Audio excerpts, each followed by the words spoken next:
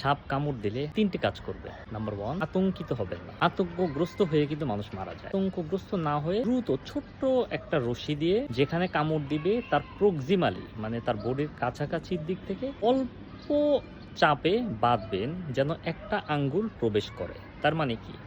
Tight করে বাঁধা যাবে না।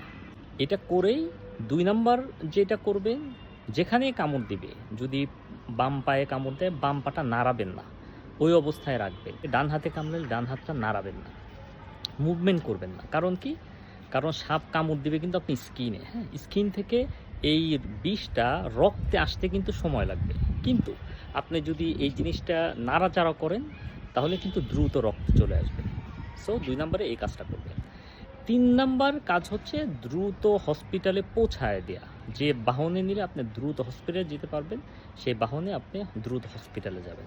এই ৩ টা কাজ আপনার করবেন। বাকি